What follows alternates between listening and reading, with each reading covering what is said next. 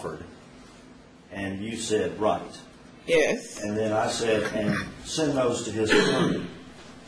And then on line 23, you said, anything I have, absolutely will. Right. Okay.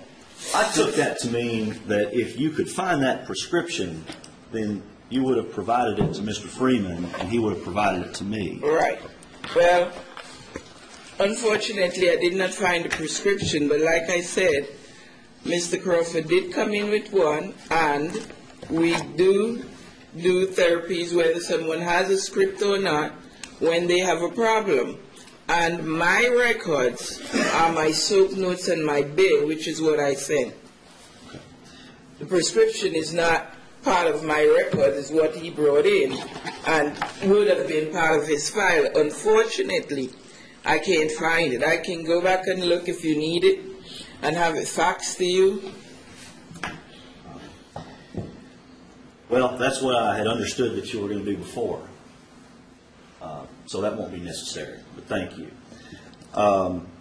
And I think it's clear from what you said, but I can walk into your clinic and feel fine or say that I felt fine, and you would still give me a massage. If you came for a massage, I am a massage therapist. Right. It's my livelihood. Okay. And you indicated, I think, in response to what Mr. Freeman was asking you, that a lot of your patients are involved in trauma? Not involved in trauma. They have, most of them, because it's all word of mouth, because somebody sent them, have some difficulty, some sort of problem. Somebody may have an old football injury that's bothering them, and they meet one of my customers, or they went to a doctor or something, and they said, you know, I have this, and it's really good. They say, go see Juliana. Okay. Well, my point is that a lot of your patients have not been involved in a recent accident. Is that correct? Not a lot, no. You don't just see people who have been involved in accidents. No. In fact, I'm looking at your deposition again, and I think since you've been in Tennessee in '98, you've only seen about 6 people who've been involved in accidents. Is that I correct? believe that's about the number, yes. And of that percentage of your practice, those 6 patients would only be 1 or 2%. Is that correct? About 1%. Thank you. Welcome. Redirect? Yes.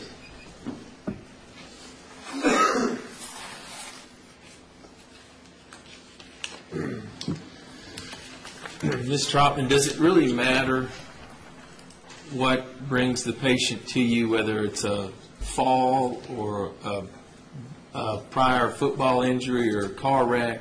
Does that really matter to you? Nothing. It doesn't matter. They doesn't have to have anything wrong with them. Now, what I'd like to do is pass you this prescription, and I'd ask that if you look at it, tell me if you can identify it as being one of the ones that you've previously seen.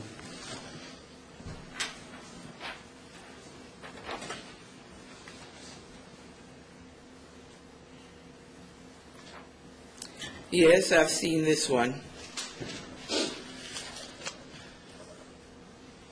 Is that a prescription you believe you had received from Mr. Crawford at some point in time? Yes, sir. All right. I'd like to go ahead, Your Honor, and mark that as the next exhibit. Objection? No, Your Honor. Will you mark number 5? Yeah, that please, ma'am. And let's talk about that. Are you trying to hide anything from Mr. Gilmore, or from me, or from the jury as it relates to these prescription issues? Sir, it doesn't matter whether someone has a prescription or not. If they have a problem and they show up, I work on them. Sometimes they just refer to, like the doctor or the chiropractor or someone else will say, she can help you. Go see her. And that's all it takes. It doesn't matter. Thank you. Ma'am, I understand it doesn't matter. But the prescription that you were just handed is for physical therapy, correct? Doctors do that all the time. But the piece of My paper. chiropractor does that all the time. My doctor do that all the time. They have this thing about writing physical therapy because it's so common and they're so used to it. And I have had from time to time call and says, you know, I have a prescription here and it did not say corrective massage. And it says, it's okay. Ma'am, I'm just going to ask you to answer yes or no. The piece of paper that you were just handed Yes. is a prescription from Dr. Howell Yes. for physical therapy. Yes. And the first time that you ever saw that was at your deposition 3 weeks ago, was it not? No. Okay. I saw that prescription when Mr. Crawford came to see me. That exact one? Not that one, one that said whatever that said on it and says find a therapist. Because I had understood when I took your deposition that the prescription that you were testifying about was handwritten, and that prescription is typewritten.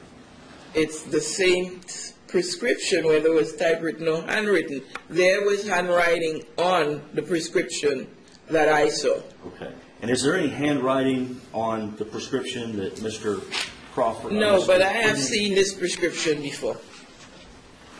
At your deposition? No. So you've seen There it? were no prescriptions passed out at my deposition. Weren't you there? Well, I think Mr. Freeman showed you that. But regardless,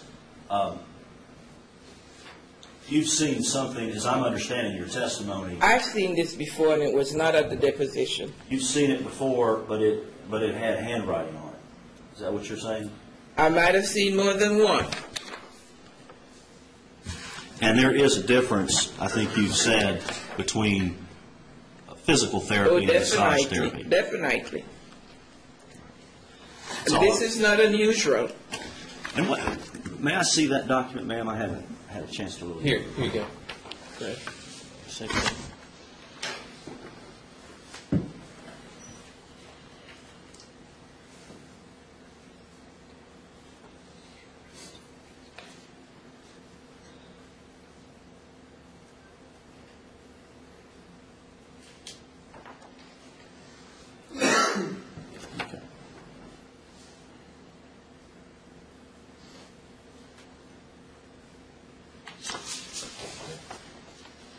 You have that document, ma'am, in front of you? Yes. It says a patient to schedule therapy with a physical therapist of their choice, I believe. It says You're all location. objecting. Patient to Just a minute, schedule. ma'am. Stand, please, and tell me your objection. That's not what it says. No, I was just going to read what it Document said. Speak for itself. Okay, restate your question, please. All right. Let me quote it. Under location, it says patient to schedule therapy with therapist of their choice in their local area. Yes, it said therapist of their Okay. choice. Okay. And but it says physical therapy orders, physical therapy evaluation and treatment. Correct? Yes, it said physical therapy orders, which the therapist would do an evaluation and treatment. Okay. I do evaluation and treatments also, and it said to pick a therapist of your choice in your location. However, I'm going to tell you again, it doesn't matter if he had a prescription or not. I understand. I would have treated him. And this document at the very bottom is dated September 20th of 2004. Correct? Yes, it is. And Mr. Crawford first came to see you on July 21st of And I said I saw this sometime or the other. And you keep talking about the one with the handwriting, which is possibly the one I saw on the first day he came. I have seen this at some time, and not at the deposition 3 weeks ago, and it might have been in September or October or whenever.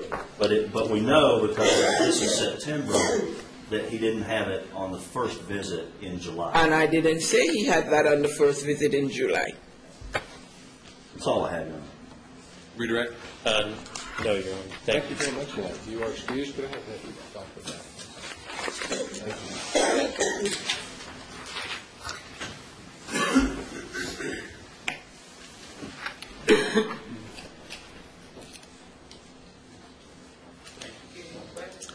Your next witness, please.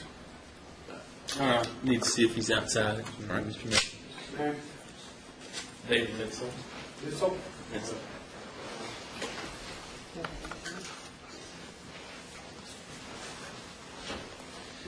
And, Your Honor, I believe I had asked him to produce a document last night, and I just need to take just 30 seconds and see if he's actually got that with him, if that's okay. Don't want to stand up and stretch. You may just can't talk.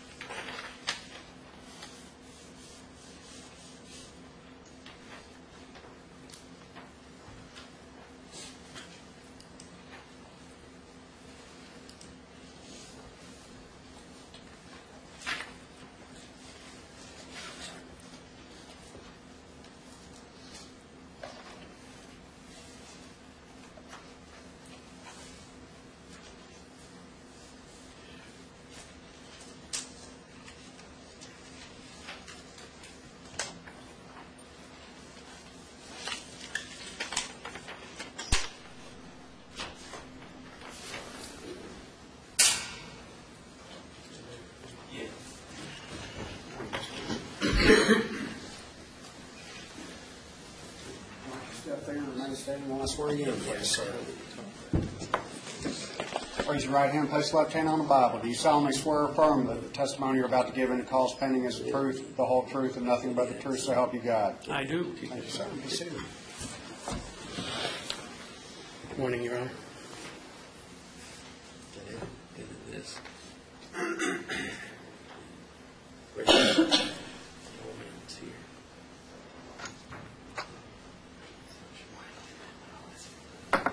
Having issues with it.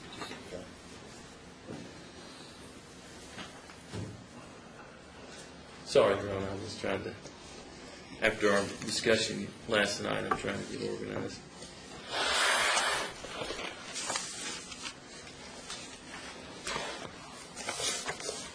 Mr. Menzel, thank you for coming today. What I'd like for you to do is direct your answers to the ladies and gentlemen of the jury. You and I have talked before, so to some degree I know what you're going to say, but they don't. And so, if you will, introduce yourself to the jury, and in doing so, let them know who you are and what you do for a living. Good morning. My name is David Menzel. I am a forensic CPA. I'm certified as a public accountant in Tennessee. I'm also a certified fraud examiner and a certified valuation analyst, which is a person that values closely held businesses. My accounting practice is principally business valuation and forensic work. Forensic, of course, being anything connected to legal process. I've been